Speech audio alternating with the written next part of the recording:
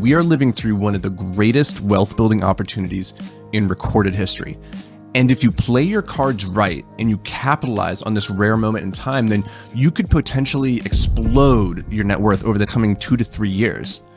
And this might come as a surprise to you because if you've been paying attention to the news, you know that we're in the midst of a recession. And recessions are bad things, right? Well, yes and no. In this video, we're going to talk about what a recession actually is, why they can be a good thing, and then what to do and how to actually invest throughout a recession to generate incredible wealth and set yourself up for the rest of your life. And finally, at the end of the video, I'm going to actually share how I plan to invest personally over the next 1 to 3 years. So stay tuned for that. All right, so let's start at the beginning. What is a recession? A recession is defined as 2 consecutive quarters of negative GDP or gross domestic product. This is simply a way of saying, is the economy growing or is it contracting? When a market's contracting, it typically means we're entering a recession, which always follows what's called a bear market.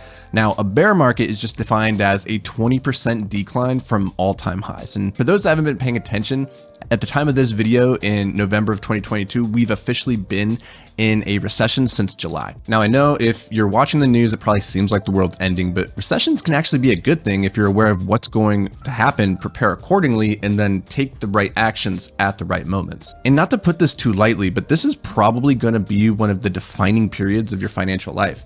What you do over the next couple of years, it's going to pay disproportionate dividends on your net worth, on your financial status for the rest of your life. Now, you're going to hear this over and over again, but the vast majority of wealth is created and transferred during a recession. Well, we'll talk about why that is in a bit, but first, I want to share a bit of my story and how so much of my current wealth is the result of things I did coming out of the last recession. See, the last recession was nearly 15 years ago during the financial crisis of 2007 to 2010.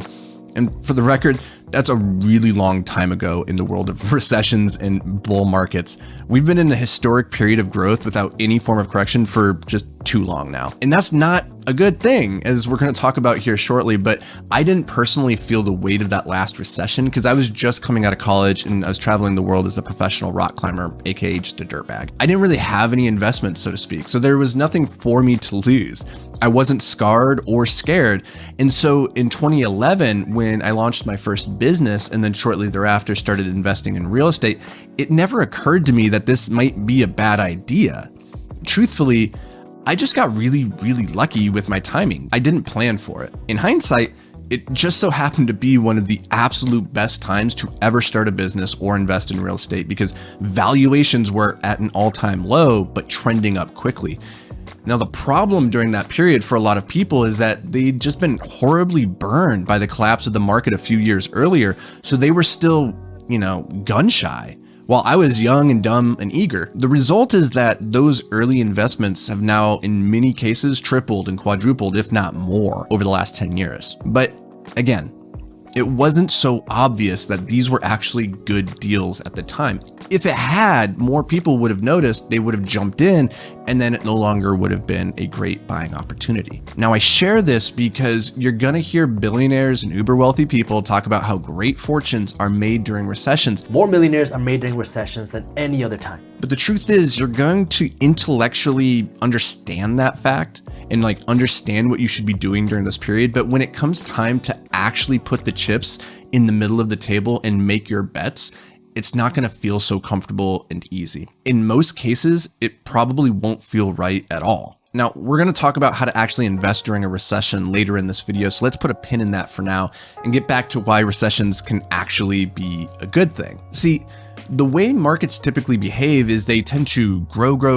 correct, grow, correct, grow, something like that. The important part is they tend to grow more often than they correct over time. With that in mind, bear markets always follow bulls and vice versa. The typical recession lasts between 1 to 3 years, whereas our last bull market lasted nearly 15 years. This is an important cycle to understand because it tells us that while, yes, we're currently on the way down, this won't last forever.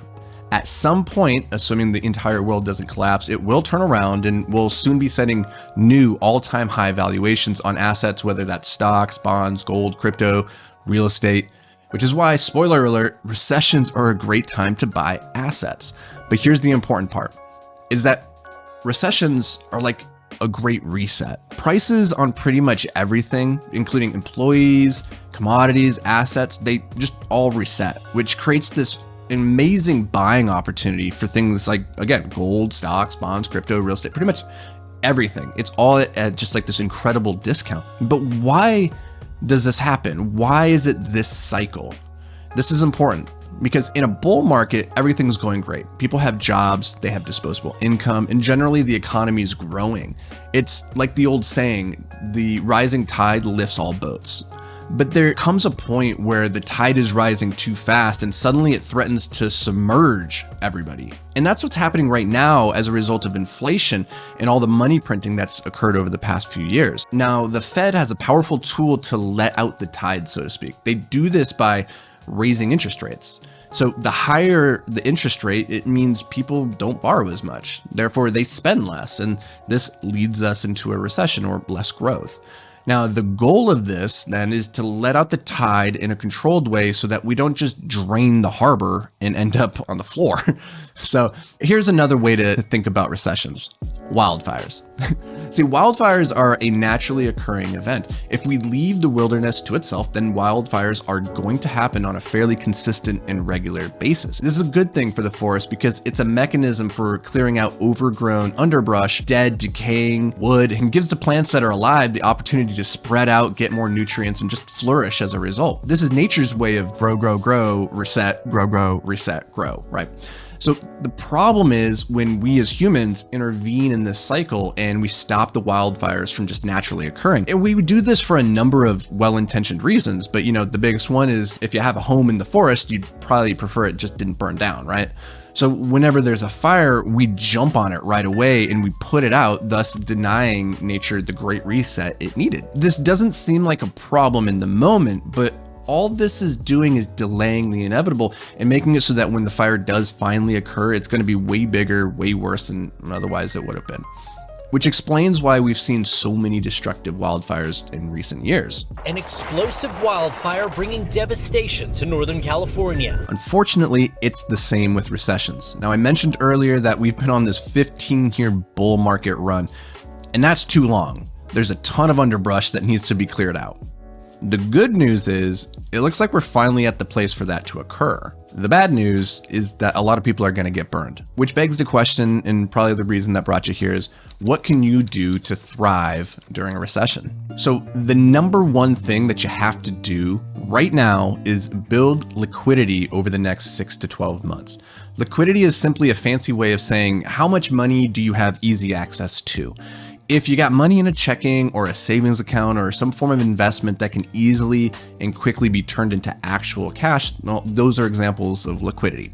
So if we accept that recessions are this great reset on prices and that there's going to be incredibly good deals to be had in the near future, then it's in our best interest to start stacking cash right now so that we have what the investors call dry powder when the time comes. So there's basically two ways to increase liquidity. Either you save more or you make more. First, the number one piece of wealth building advice I have to give is to simply live way below your means.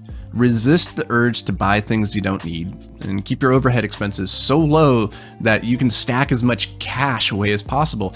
And when buying opportunities finally present themselves, and they will, you're going to be ready to take action because you didn't go out there and buy that Gucci shirt that you didn't need anyway. Second, the truth is you can only save so much, and most people watching this video would be best served by putting all their energy into learning how to make more money. Why? Well, it's because you have infinite upside earning potential, so you might as well start tapping into it. The best way I personally know how to do this is by building a cash flowing business. Now, if you're scratching your head as to what sort of business you should create, I've linked a PDF in the description below to a document with like 50 plus ideas that you could easily be transformed into like a 6 and 7 figure business over the next 12 months. So go check that out, go download that.